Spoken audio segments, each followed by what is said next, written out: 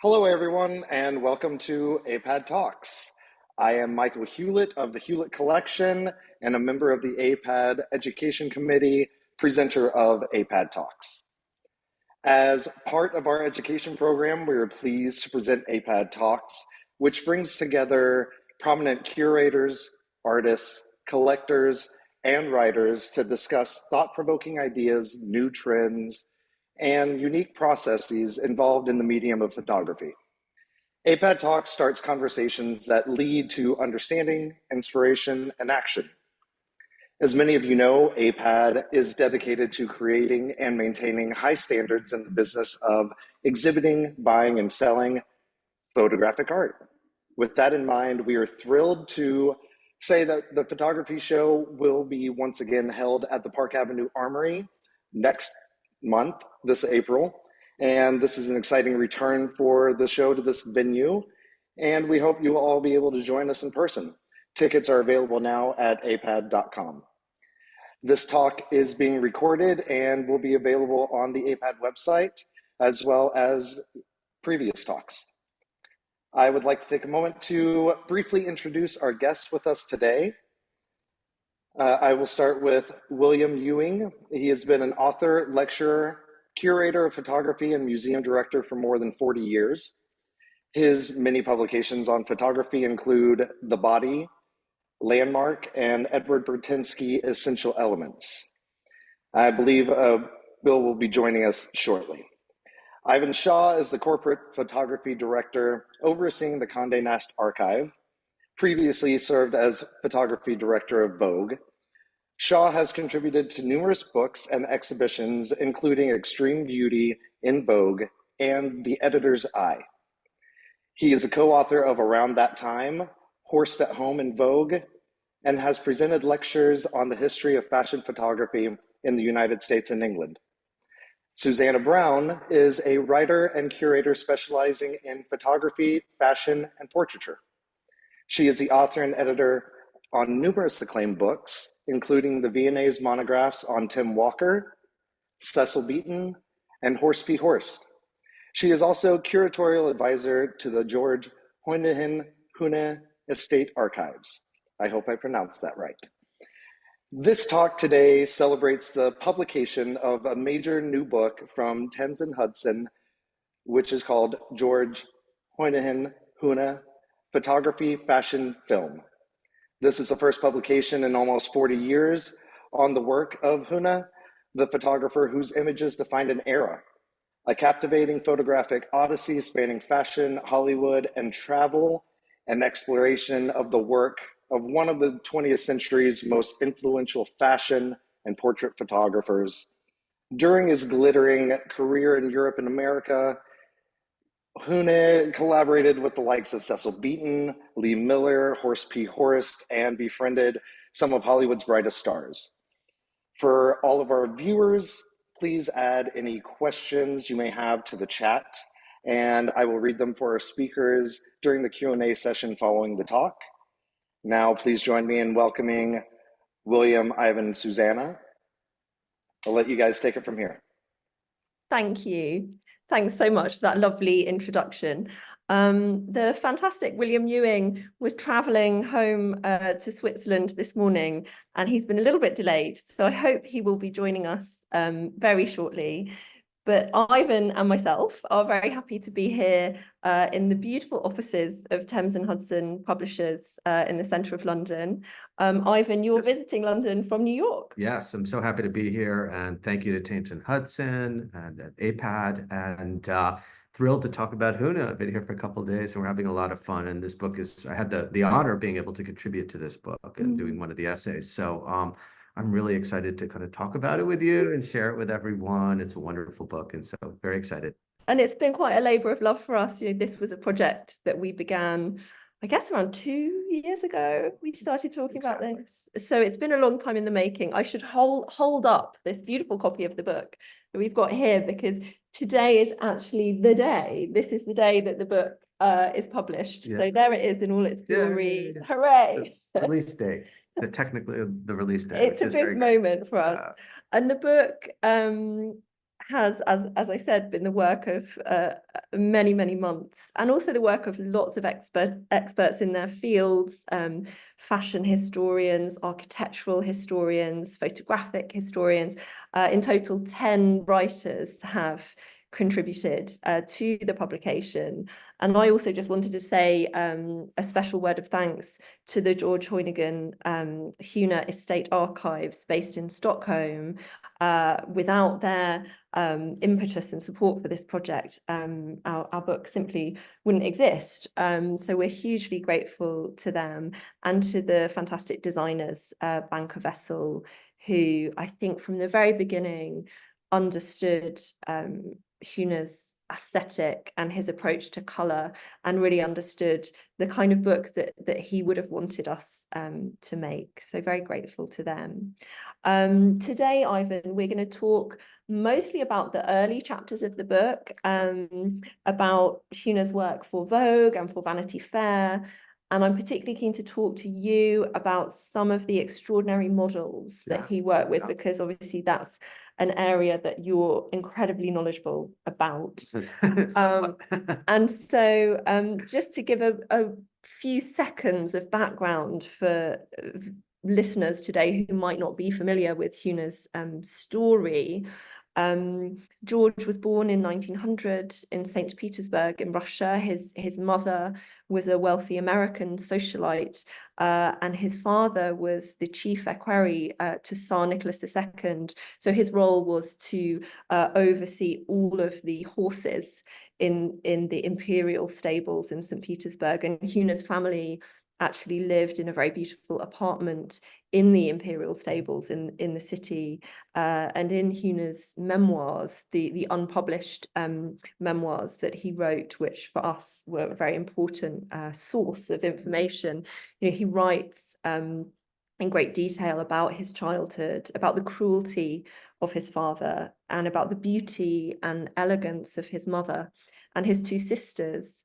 When in 1917 the Russian Revolution came, of course, Hune had to flee his home, and he left with his mother to London, and actually finished his education at a school just outside of London, and then spent some time as a translator in the British Armed Forces. But around 1920, he made his way to Paris, and both his sisters were working in the couture industry, in the fashion industry in Paris at that time. And he started out illustrating for his sister Betty at her fashion house called Iteb, a kind of reversed version of her own name. So drawing and art was really the beginning of his career. And we see him here, I think, very influenced by the time he spent in England, dressed in his bowler hat and three-piece suit, with a walking cane, very much the English gent. Certainly. And this is a fabulous portrait from the Pompidou collection in Paris, which perhaps you'd like to say a little bit more about his friendship with Man Ray in Paris. Yeah, I mean, I think what's really interesting when Huene arrives in Paris in the mid-20s, 25, 26, he's clearly in sort of cafe society that's going on now. That's really the between the wars period. It's incredibly prolific time for the arts and theater, music, dance, theatrical design. And we know that photographers like Huene are really circular. He's hanging out with Salvador Dali, Man Ray, Jean Cocteau, all of these people who are kind of in this circle, this intellectual artistic circle, and they're definitely being influenced by one another, and they're working together, and they're creating things, and they're photographing and painting one another. So he's definitely comes from a very traditional background, I think, right, from the royal court, but he's in this really sort of avant-garde new wave of French artists and intellectuals working and thinking during this time. So I think his imagination just really starts to explode, and his life is completely altered by this experience, as was the case with many people, I think, in that cafe society in Absolutely. Paris. And I think these friendships that he made, you mentioned Cocteau and Dali and so many other artists that he was associating with, were hugely influential when he then joined the staff in the Paris Vogue studio. And of course, his first job was painting backdrops and making props for other photographers in the Paris Vogue photographic studio in the center of the city. But then, of course, he does begin to start taking his own photographs. Legend has it, one day a shoot was scheduled, the model was waiting, and the photographer who'd been assigned to the shoot didn't show up. And Huene was told, just get on with it and take the pictures yourself. Right. And I mean, that's the story he told about his career beginning. It's a good one. And I think it's very indicative of what the photography world was like during that time. There was so little structure. There doesn't seem to be any evidence of schools or anything like that. They, you know, they're in art schools. They are kind of loosely apprenticing with one another. I think, and just kind of learning, but I think, you know, they're learning from one another, but they're really just kind of learning by doing, right? They're just kind of trying things out.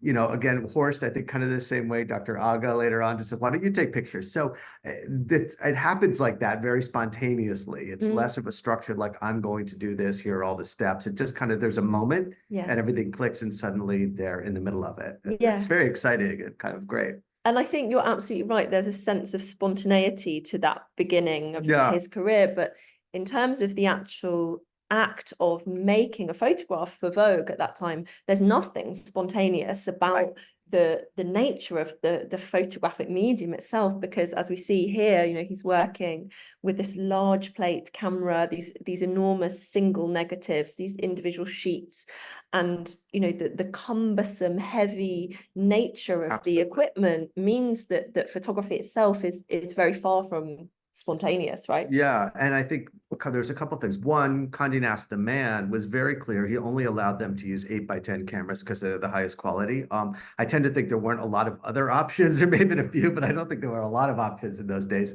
Later on, we have lots of options, but at that point, it probably wasn't a lot of options. But he did want the highest quality.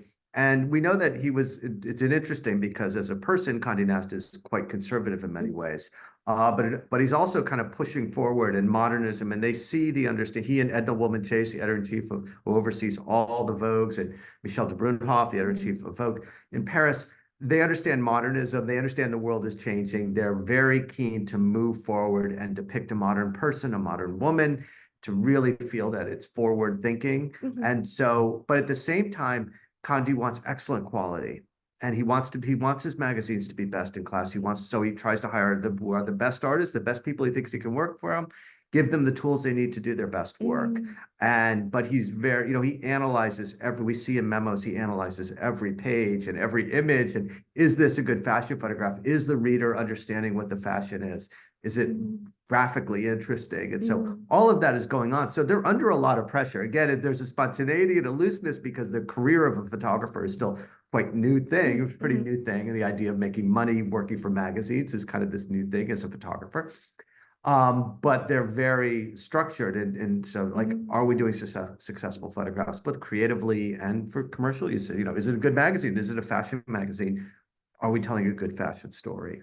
So like all of that is going on at the same time. And it's to me, kind of looking at the images that we've included in the book of Huene himself at work in the 20s and 30s, pictures like this, you get that sense of kind of the pressure, that the literal heat of the studio lights. You know, quite often he's stripped right down to his vest in the studio because it's so hot and kind of overwhelming in that environment. And here we see him, you know, with one of those studio lights, and famously, you know, when he first arrived in Paris, one of his very early jobs was working as a movie extra, and he was quite in demand in the movie business as an extra because he was one of the few people that owned his own tuxedo. So for kind of opera scenes and theatre scenes and restaurant scenes, but through working as a film extra, he was able to watch and learn about lighting, about how the movie crews were lighting figures and sets. And so, although he had no formal training in photography, it was through that experience that he learned about lighting and really, you know, becomes, along with Steichen, a great master of light in the studio. And and certainly I feel like Steichen, who we see here, is his mentor, really, Yeah. isn't he, at this time? Yeah, I mean, Steichen arrives in 1923 at Condé Nast after a lunch with Frank Crowninshield, the editor-in-chief of Vanity Fair, and Condé Nast. They offer him the job of chief photographer for Condé Nast magazines, primarily, obviously, Vogue and Vanity Fair. And Steichen really brings modernism to Condé Nast, and he's just obviously hugely important figure in photography over the 20th century. But certainly at that moment, it's a massive change and revolution at Condé Nast. They're coming from De Meyer, who's brilliant, but a pictorialist, kind of working in a fashion that has kind of gone out of fashion, a style that's gone out of fashion. Steichen arrives, and then after that you have Huene. Steichen is certainly a mentor to Huene and many of the other photographers, I think. But they really sort of chart out the idea of a modern fashion photograph. Steichen believed that he really took like the first modern photographs, which he believed in himself and he believed in his work clearly. And I think it's probably a valid argument that he really kind of forged ahead. But Huene comes right after, and again, it's evolving very quickly. We see the work that De Meyer's doing in the 10s, and then we get into Steichen early 20s. Within a couple of years, you've got Huene doing his work, and then later Horst. And their understanding of what a fashion photograph can be, how you can light a fashion photograph, is evolving very quickly. They're learning from one another, but Steichen is kind of the master. He's the master that they kind of. Yes, he's the gold standard, Totally. which everyone else is kind of held. Condé Nast worshipped him. Yeah. And so there's a funny Horst story that Horst comes to New York in about 36 to work in the New York studios, and he has a meeting with Condé, and he compares his work to Steichen, and Condé Nast is so offended by Horst comparing his work to Steichen that he throws him out of the room, and then Horst apparently goes back to Paris, and it's kind of this rupture for a little short time in the relationship. But Steichen was kind of God, I think, at Condé Nast at that time. So. Very presumptuous of a younger photographer. Yeah, how dare he? Compare themselves. How dare he? And certainly, we have this amazing kind of triangle of photographers at the end of the 20s. We've got Steichen working primarily in New York. We've got Huene working in Paris, creating pictures like this, which very clearly are sort of an homage to Steichen in a lot of ways. And then we've got the great British photographer Cecil Beaton, who's someone I've spent a lot of time researching in the past, who is in the London Vogue studios from, I think it's 26, 27. And so there's this amazing kind of collection of photographers working around the world for Condé Nast magazines at this time. Well, and so Condé Nast buys Vogue in 1909. Sorry, jet lag. He buys Vogue in 1909, but then he starts British Vogue in 1916 and Paris Vogue in 1920, right? So there's this huge kind of explosion of the Vogue idea across the pond, as we say, very quickly, right? So you've got US Vogue, and then you have French Vogue and British Vogue. There's a German Vogue for a short time, and all of these artists working and sort of creating modern fashion photography, and I think learning from one another and seeing. And often we see, don't we, in this era, that a picture taken in the Paris studio by Hoyningen-Huene might appear in all the editions of Vogue around the world. Yeah, they passed them around. There's stories that Edna Woolman, Chase, the editor-in-chief, of course, they would take boats across, right, the Atlantic, and then they would photograph in Paris, and then she'd put all the pictures in her bag, get on the boat for 5 days, and then bring them to New York and take them out of her bag and use them. And so we see the custom stamp on the back of the prints, which is kind of brilliant. And they actually valued a lot of the prints at $1 for customs, which is kind of amazing today. So yeah, they're moving material back and forth. It's very fluid. They're learning from one another. They're figuring out the lighting. I think the lighting technologically is probably evolving quickly because the demand is increasing, right? So the more photographs that need to be done for the magazines, the better they need to make the film. They need to figure out things with the lights. There's new lights coming, into use. So it's happening very quickly. I think it was a very dynamic period on a lot of both creatively and technologically. Yeah, and I love sort of spending time in the Vogue archives, both with you in New York, but in the archives in Paris as well, and here in London, and likewise with the George Hoyningen-Huene estate archives in Sweden, looking at the backs of those vintage prints, and this is one of so many beautiful examples. It's just fascinating, and for us as historians of fashion photography, there is such an amazing wealth of information included, on the backs of these prints about not just the fashion designers and the jewelers and so forth, but also about the models themselves. And in a moment, we'll talk in more detail about the models. But so often when these pictures are credited in the magazine, it's only the fashion designer whose name is given. Very often we don't know the model's name in the magazine. So seeing these beautiful vintage prints and the handwritten inscriptions on the back is so helpful, isn't it, for our research? It's amazing. And it's incredible how thorough they were, and the staffs. And when pictures came in, they stamped everything. They wrote in all the relevant data, where it was taken, who photographed it, who was the subject, the exact date, when it was published, the page numbers. Later on, we see that. So we have this incredible sort of real-time record of what was happening when the pictures were taken and when the prints arrived. And then we see the stamps, which all the magazines that were cut. This is, incredible. So he buys Vogue in 1909, but by the mid-20s and 1930s, the company is booming, and he has all these foreign editions of Vogue, and then he has House and Garden, Vanity Fair, American Golfer, because he loved golf. And so it's just sort of blossoming in the roaring 20s, it's all kind of working on like all 6 cylinders, as you would say, and the engine are running like full speed with the magazines in the company. It's just amazing. And for Huene, he's not just shooting for Vogue, he's also shooting for Vanity Fair. And this picture, in fact, was shot for Vanity Fair. And we've got other examples coming up, which are Vanity Fair portraits as well. It's 4:30 here in London. So it's tea time. Ivan and I have both got a cup of tea here. I'm just going to have a sip of my tea. Excuse me, everyone. But I wanted to kind of touch on the registers or the different strata of fashion pictures that he made for Vogue, because I think there are almost kind of two extremes. On the one hand, we have these incredibly sort of sporty pictures that are all about this kind of cult of health and fitness in the late 1920s and into the 1930s, and these very kind of modern independent women in what was for the time quite risque swimwear. But then at the other end of the scale, we have pictures like this, which are all about the classical world and a huge inspiration from ancient Greece and Rome. And we know about Huene that he spent a lot of time studying ancient art and was very inspired by sculpture. So it's extraordinary to me that this is actually the work of the same photographer at the same moment in his career. The range is pretty incredible. So, I mean, there's a couple things going on. In the 1920s, of course, you have the flapper girl, right? And you have this sort of the garçon look, and it's this kind of androgynous, very lean, very sort of minimalist look that is kind of all the rage. But then when we get into the 1930s, we kind of have a couple things. One, you have this neoclassicism, Madame Grey, Alixi. So you have designers doing these kind of Greek-influenced tunics, right? This neoclassicism. The models change. We go from a very sort of lean, narrow model to a bit more voluptuous, more full, more Grecian, and kind of, so the models change. And then you also have this kind of health thing going on, that the idea of sport and movement. So you have the couture essentially, right? In dresses, but then you also have like athletic wear, right? You have bathing suits and swimsuits, and they're very modern and very cool. And so they're kind of doing both. So he might be in the studio in a way, and he's like, okay, we've got a beautiful Grecian dress, which is a different thing than two models in bathing suits, or with, of course, the famous divers. And, they're up on the roof and they're in Lacoste,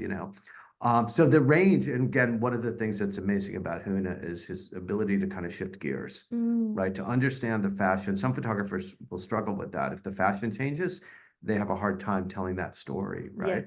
If the story changes, and we see that later on in the 20th century for sure. But with Huene, he seems to be very effortlessly kind of shifting from a couture dress to a swimsuit, right? And finding a picture and finding a vision in either way, on either sort of end of the pendulum of fashion. And finding an aesthetic mode to interpret fashion for the full kind of spectrum of what's available to women at this time. And some more examples here of those sort of neoclassical pictures. Often he uses classical columns or sculptures or friezes in the images of this time. And it's interesting reading his unpublished memoir, but also a brilliant interview that was conducted in 1965, a couple of years before he died, where he speaks about the couture designers in Paris and the differences between one designer and another. And I'm very aware that we're with an audience from the photography fair today, so we're not going to talk in a huge amount of detail about the couture, but it's fascinating reading his words, and I think what we really gleaned from reading his writings on this subject was how knowledgeable he was about the industry as a whole. Yeah. And look, he loved it. And we know with fashion photography, the fashion drives the photography, right? It's like whatever's happening in fashion is what is going to be reflected in the photographs. And so I think he was keenly aware, as most great fashion photographers have a real sense of fashion. Like it's kind of that obvious thing, but you forget that sometimes, that you do have to kind of understand the clothes to some degree and what's happening stylistically. But I also think that, and we've talked about this before, you and I, that this circle of people, right? This circle of friends. So it's not a huge business the way we think of it now, and these sort of giant mega luxury brands and things like that. It's a small world in Paris, right? So Coco Chanel is friends with George Hoyningen-Huene, and they're friends with Lee Miller, and they're friends with Salvador Dali and Jean Cocteau. They're all having dinner. They're all in Paris Cafe, the Cafe Society in Paris. Bibi Berard, the great designer, illustrator, and set designer. They're all communicating, they're all talking, they're all aware of what they're going to the same parties, and they're aware of what one another are doing in their disciplines. And they're so I think they're inspiring and encouraging and educating one another. So it's very much a community, you know. I think that's my sense of it. Anyway. And those parties, you mentioned the parties, were so important because fancy dress was a huge, big deal at that time. And this is Elsa Schiaparelli dressed for one very famous white themed ball. And Huene himself, sometimes threw fancy dress parties in the Vogue studio in Paris. We know that, so it's very much a kind of party culture. Although there are also accounts of him as being quite sort of strict with himself. He didn't overeat, he didn't drink to excess, he was very sporty. It's fascinating, healthy, to me that he, another sort of side to his life was that Joseph Pilates was a great friend of his, and actually Huene made the photographs for the very first book about the Pilates method of exercise. That's incredible. It's kind of different string to his bow. There's a funny thing with him, which he does seem quite strict as a person. He's Baron George Hoyningen-Huene. But apparently, in that community, he just preferred to be referred to as George Huene. Yeah, and he liked that. So there was probably a little bit of a pretension too, and kind of in the studio. But on the other hand, he was quite low key and sort of self-deprecating in a sense. He just didn't want to be George Baron Huene or Hoyningen-Huene. He just wanted people to refer to him as George Huene. Yes, like I'm a regular guy, which I think is kind of great. And I imagine though, for him having those kind of aristocratic connections initially was helpful. Absolutely. Within the industry. And certainly, so we'll talk about in a moment, the models that he worked with in Paris at this time, many of them, like him, were Russian refugees who had come to Paris with very little and left their lives behind. And a lot of these women needed to work, they needed money quite desperately. And he really helped to launch the careers of a lot of those early models, before modeling as a profession really even existed, before there were agencies, representing models as professionals. And I love this image of him leaning against the camera in the Vogue studio, holding this sort of freshly minted cover. And there's some other fascinating covers here. Obviously we're talking about a moment just on the cusp of color photography. I think Kodachrome for professional use comes in a year or two after this picture was taken. So this is still an era when things are being hand colored, sort of tinted by hand for reproduction on the cover of Vogue. And this cover in particular, the red cover, is one of your favorites. It's one of my favorites. Yeah. So that is what I like to really think is the first cover model. And Toto Koopman, it's August 15th, 1933. And July 1, 1932, Edward Steichen does the first actual photographic cover. It's a black and white image that's hand tinted. This is the next one. And in the original Steichen in 32, it's really a silhouette. You don't see a face. So this is the first cover star of Vogue, right? August 15th, 1933. And Toto is, I'm fascinated with her. This fascinating character. She is biracial. She's half Javanese, half Dutch, daughter of a Dutch cavalry officer in Java and a Javanese woman, educated in Holland. She's also openly bisexual. which is pretty extraordinary for that time. And so the first cover model for Vogue is biracial and openly bisexual, and which I think is really a landmark and wonderful. And again, what's interesting is that they realized the need to start to shift to photographic covers, which is a big deal because up until that point, photography was not considered appropriate for a cover of a magazine. It was really seen as a lesser art. You would only put an illustration, and that was really the only way to properly show fashion. But photography is becoming more and more important culturally, and I think Conde and his editors realize that, and they realize they have to sort of to grasp it and sort of learn to work with it. They hire, obviously, Baron de Meyer becomes the first contract photographer in 1914, but it takes them a while to get to the covers. And I think with these covers, probably it might have been part technological, but I think hand tinting a black and white photograph was a way of kind of easing into the idea of a photographs on a cover, right? Yeah. So it's like, it's a photograph on a cover, but it's hand tinted. So it kind of looks like a painting, kind of looks like an illustration. Yeah. So I think it was a good sort of transitional way of working. And they were probably still working out all the color, how to reproduce color properly in photography. Conde ends up he buys Acorn Presses in Greenwich, Connecticut, turns it into the Condé Nast Presses. Yeah. And so, a lot of advance in color reproduction technology happens at the facility there and during that time. Invested huge amounts, didn't he? Yeah. And, you know, I think there are some photographers at this moment in history who make that transition very well from the world of black and white to the new color world. Yeah.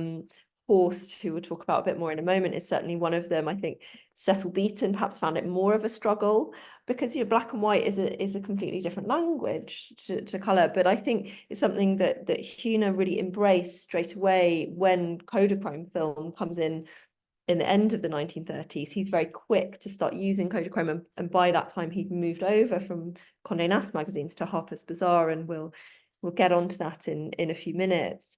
But just some other wonderful examples here of the kind of modern woman, and the car as a sort of symbol of modernity becomes sort of increasingly central to his photographs at the end of the 1920s and into the 30s. And you know, we mentioned, of course, that he also worked for Vanity Fair, and these are some of the incredible stage performers that he photographed in Paris. Yeah, and this, I think, is really the beginning of celebrity photography. You know, Vanity Fair they don't get the chance to do photography on the covers, and unfortunately, due to the Depression, it closes in 36, and then, of course, relaunched in 1983. But when you look at the celebrity photography and even some of the illustration and what Huene is doing, not only are they kind of inventing fashion photography, right, but they're also inventing the idea of the celebrity portrait, right, which is huge because it's kind of different than the classic portrait, right? Celebrity portraits about a lot of things. It's not just about the person, it's about that person as a character, it's about that person as a performance, it's about the movie or theatrical production that they're in. So this idea of the celebrity portrait, which is so ubiquitous now, right, all the magazines, I think it really starts during these they called the jazz years at Vanity Fair, right? And Huene is a huge part of that. And the Josephine Baker, of course, is hugely important. It's a really amazing photograph. And Susie Solidor, who was like a Madonna, she was like the Madonna during that time, right? Really, really important. Or I should say Taylor Swift now, right? The Taylor Swift of those days. But yeah, you know, really amazing. They're really kind of setting the palette, setting the stage for everything that's going to happen during the mid and late 20th century and into the 21st century in magazines and now online, of course. And for us, you know, in researching this book, we've mentioned, of course, the archives of Condé Nast, but also the unpublished memoir about Huene's life that he wrote in the 1960s. He passed away in 1968 at the age of 68. But also for us, the letters that he sent to his good friend Horst throughout his life. You know, they were romantically involved for a short time, but they remained very close friends for the rest of Huene's life. But another very important source of information for us was Bill's book, William Ewing's fantastic book about Huene that was published in the 1980s. In fact, 2 books that Bill Ewing wrote about Huene. And I can see he has managed to join us fresh off his flight to Switzerland. So I just wanted to check in with you, Bill, and maybe you can unmute yourself if you are there. But I just wanted to sort of welcome you into our conversation and say thank you so much for joining us, Bill. We're so happy that you're here. Oh, am I on there? You're on, Bill. I'm so sorry. Mix up of technologies. I was getting ready for our 6 o'clock here. So sorry. Anyway.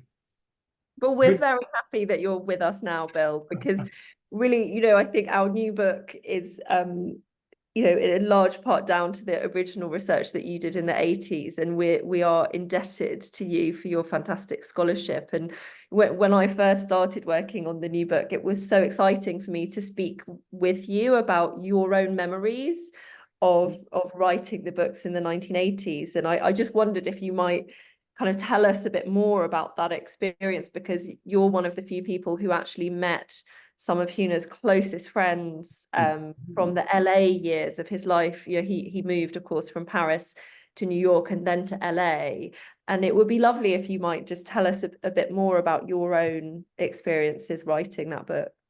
Well, yeah, I don't want to get too nostalgic because, you know, listening to you guys last night at the V&A, a lot of things came back that I had completely forgotten.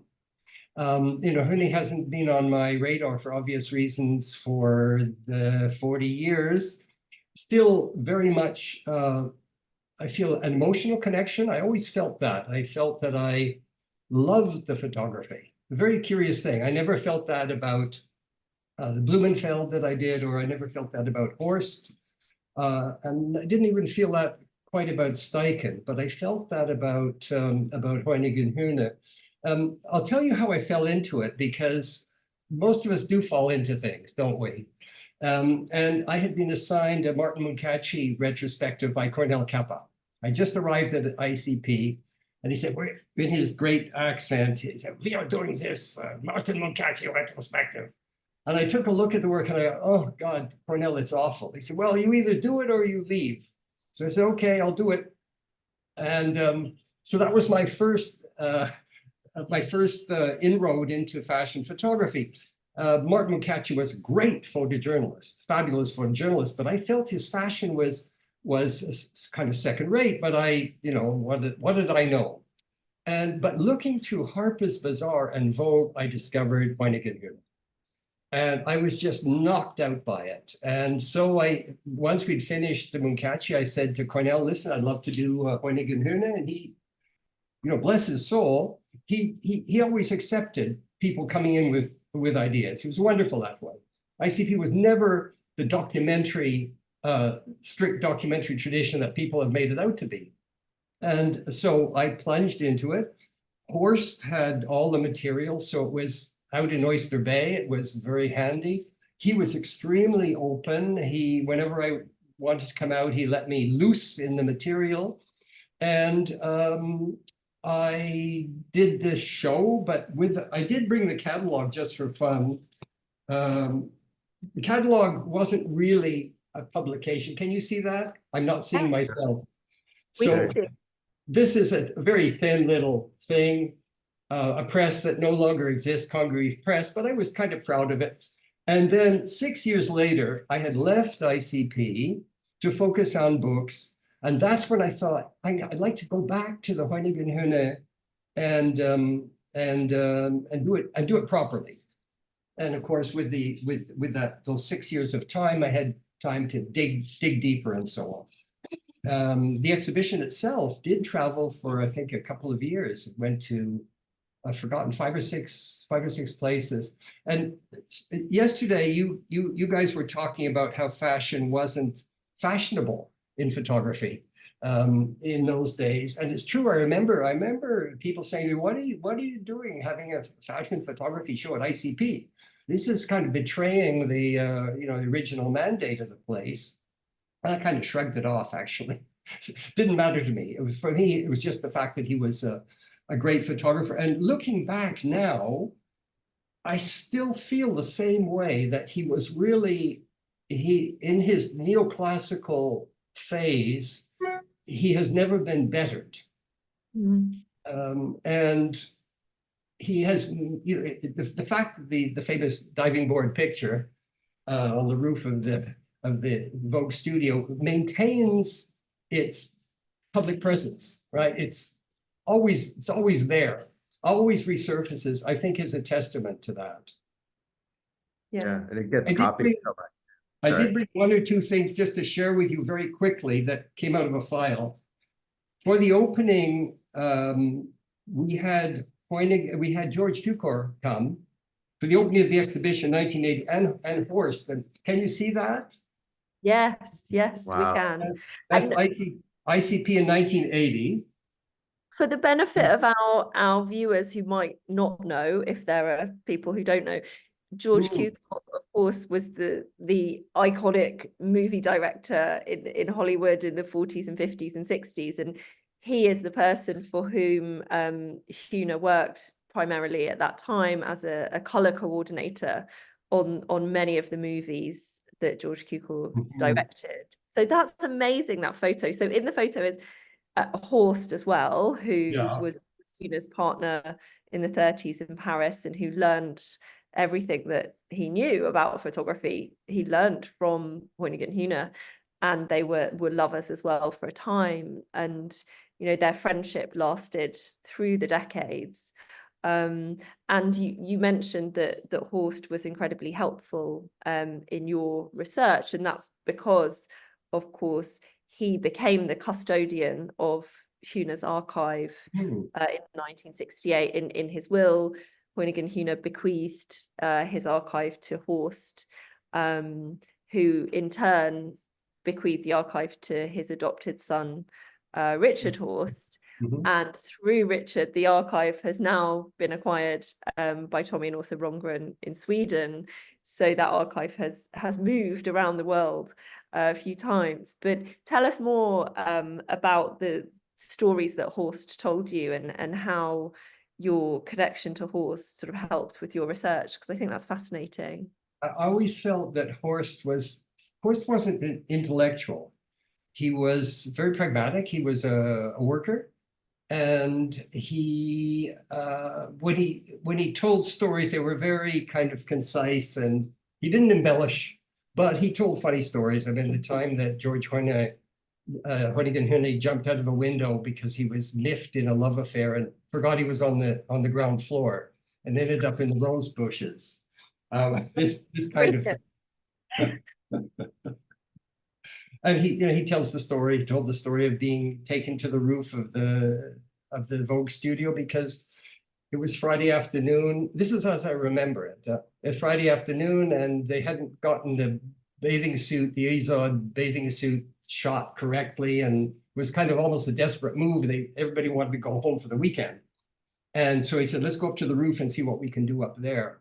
So there were those kind of little anecdotes that he would share to me in a cab or during a talk. I had him talk in New York, and I had him talk in London. Yeah, there we are, with the balustrade of the building just thrown out of focus, so it looks like the sea.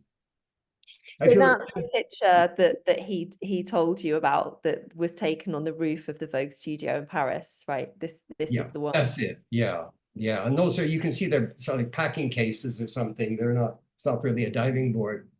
That's just a perfect image. I did have a very strange letter from a German woman during the exhibition that claimed that she was the woman on the diving board, and it wasn't. It was done by the sea in a resort in Germany, and it was a 3-page kind of love letter to Hoyningen-Huene, remembering this strange event. I wish I'd kept the letter. But at one of those lectures, you talked a lot about Toto Koopman yesterday, and Ivan confessed to an amorous relationship with her. No. With her Please image. tell my wife that's not true. We're just friends. Toto and I are just friends. So, during the talk in London, it was a chat with me and Horst, and at one point, we heard a voice call out from the back of the room, "Not true, 32, not 33," something like that. And then we kind of thank you, and we ignored it, and we kept on talking. And then it happened again, a second interruption.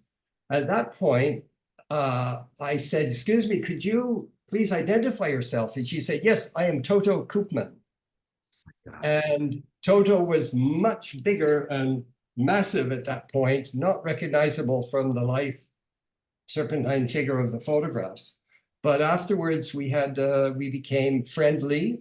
I can't say we become friends. It was too much distance there. And it was wonderful to see Horst and Toto connecting up again. How amazing. What a great story. Yeah. And then the other story that I told you, Ivan, I didn't relate this, but I told Susanna about this. It's kind of, it's a bit spiritual to me in a sense, because when I interviewed Cukor and Horst Pucciani, who was also a lover and a great friend and a scholar in Los Angeles, it was in Huene's house in the canyon. I forget exactly where it was. And we had spent hours at dinner talking about George Hoyningen-Huene. And I remember kind of looking up and feeling he had come into the room. But I felt foolish about that. But it was just, I felt that. And then when Horst Pucciani came to New York for the opening, I timidly told him about that. I said, when we had that dinner, I felt that way. And he looked at me and he said, I had the same feeling. So I think I'm not spiritual in that sense, but I'm spiritual in the sense that I think we were talking about him so intensely with so many stories coming out that kind of we made him come alive in our own minds. Yes. Can I share this one last thing with you? Because I think I came on this funny thing. This was we had a fancy dress opening at Hamilton's to launch the book. Oh my gosh. Brilliant. And I had forgotten that who was inviting us was Miss Katharine Hepburn, Baroness von Hoyningen-Huene, Miss Toto Koopman, Lady Russell, and Lady Tanguy. Invite you to join them for an evening in Paris, 1930, to celebrate the What year is that, Bill? This was 1986, 10th of November. So, I don't keep everything I should keep, but I'm kind of happy that I kept that one. That's such a treasure. Thank you for showing us that. That's really beautiful. What an amazing thing. And yeah, Katharine Hepburn was a good friend of Huene's in LA. Right? She was really close with him as he was with several important Hollywood actresses. And there are some amazing letters in one of the university libraries in California from the superstars of the 1940s and 50s to Huene, declaring their gratitude to him for working on films that they starred in, directed by Cukor. And you touched on something else there that I think for us as historians of photography and writers and researchers is so important, that you went to his home, you visited the spaces that he'd inhabited. I went to LA in the spring last year and also went to the 3 different houses that Huene had lived in LA. And I think that's so important for us as researchers. We're always trying to make a connection to these people that aren't around anymore. And one way of doing that, of course, is to read their diaries or their memoirs, their letters. Cecil Beaton, of course, was brilliant because he was such an avid diarist. But also physically going to those places and spending time in the places they spent time, I feel somehow is an important part of our work as researchers on photography. I'm very conscious that we could talk for 5 hours easily about this, and we've only got 5 minutes left, but I just wanted to share some of the other images that we've included in the new book, and to talk briefly about some of these other extraordinary women. Lee Miller, of course, one of the best known models and a photographer in her own right. Perhaps what's less known about Lee is that, as well as modeling for Huene, she did assist him in 1930 at the same time that Horst was assisting Huene in Paris, and learned very different skills from Huene in terms of photography than the skills she'd learned in the 20s from Man Ray. And she wrote a little bit, didn't she, about that experience. I think the Yeah. word she used was slaves, was how she described herself and Horst. Yeah, exactly. But it's kind of interesting because Huda could sort of is sometimes depicted as this kind of very rigid, abrasive figure. But she kind of says, once she met him and they got to know one another, he was actually incredibly warm and charming. And so there is this side of him, mentoring a young female, a model who wants to become a photographer. And I think that's very forward thinking of him, like embracing that and wanting to help her. And he, of course, eventually he becomes a teacher in Los Angeles later on. He's teaching photography at the end of his career. So he does want to, this sort of generosity of spirit, and that she learned from him. She was obviously wildly ambitious and talented and all the things that Lee Miller was, and brilliant. But also he was not threatened by that. It was not a sexist thing of like, you have no business being behind the camera, which would not have been surprising from some photographers, that there was a very nice community. He was supportive. He later goes on to become a teacher.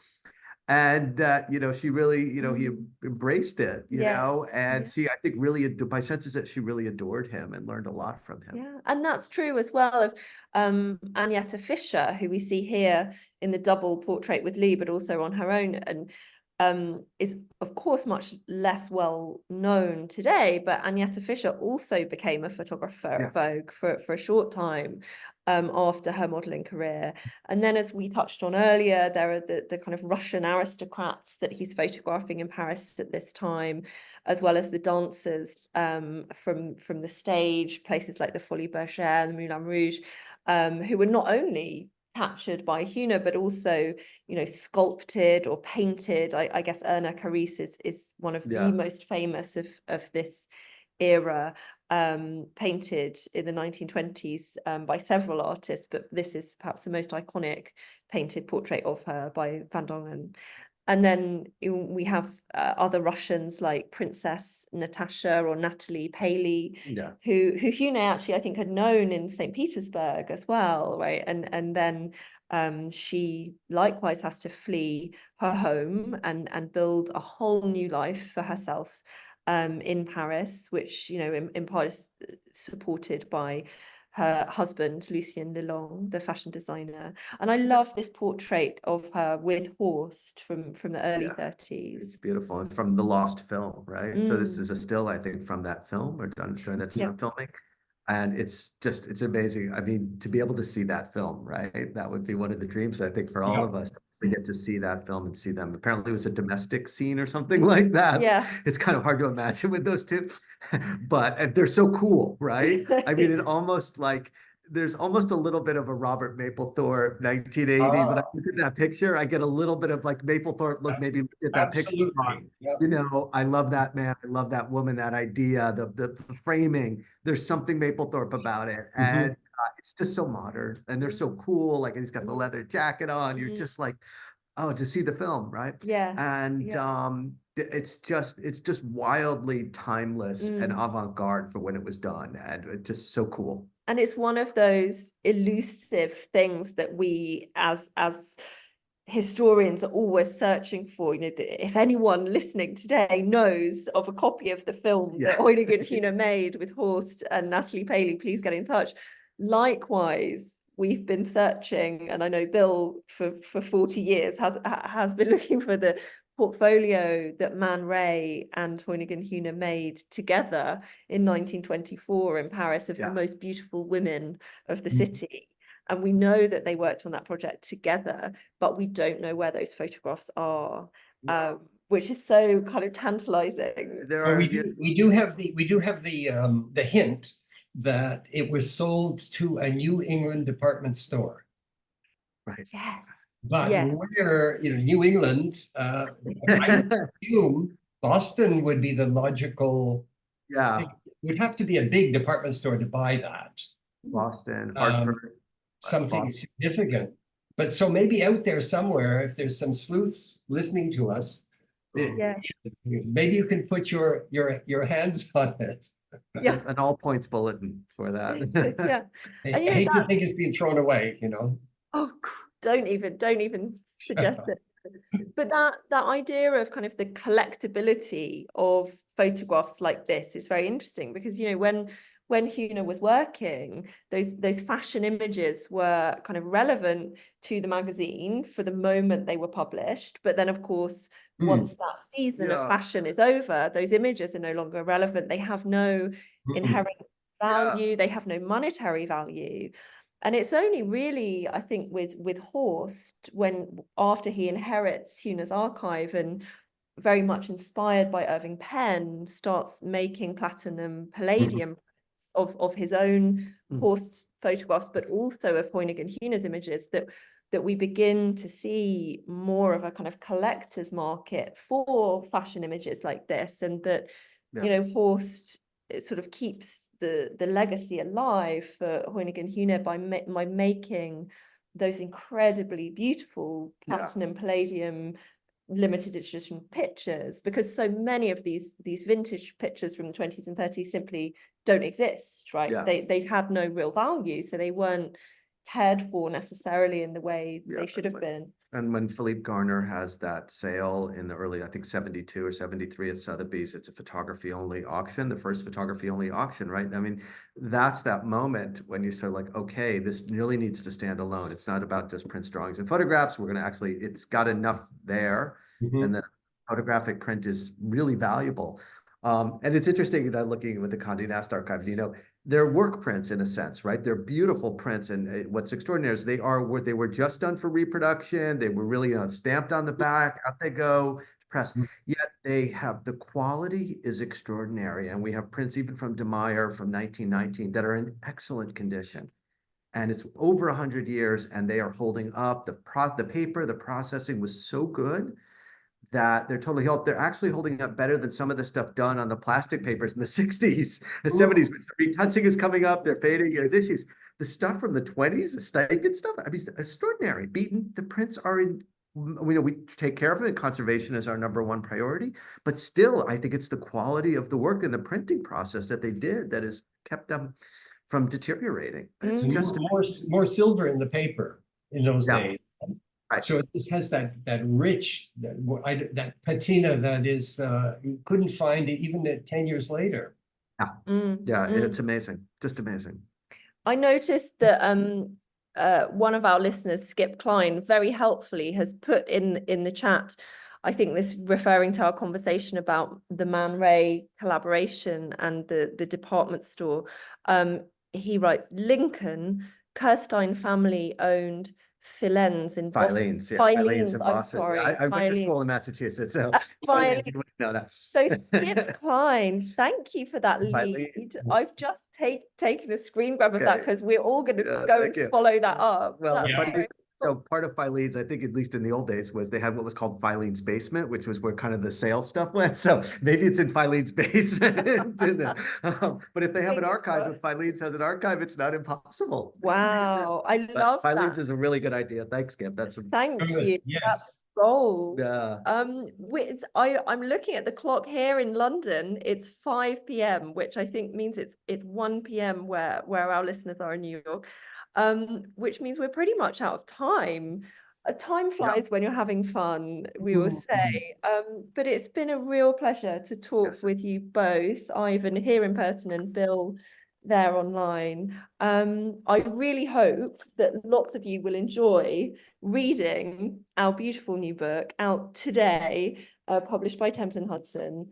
There are 10 authors in total, Bill and Ivan, 2 of them, who've contributed to this book. So it's been a fantastic project. And for me, certainly as editor of the book, it's been a real joy to work on.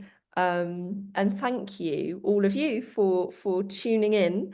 And we hope you enjoy your weekend as well. Thanks, everybody. It's been a pleasure. Thanks, AIPAD. Thank you. And thank you guys for having engineered a fabulous book. I'm very proud to be attached to it in some way. Oh, thanks, you, Bill. And I hope we'll see you in real life again soon, Bill. Thanks, everyone. Sure. Bye.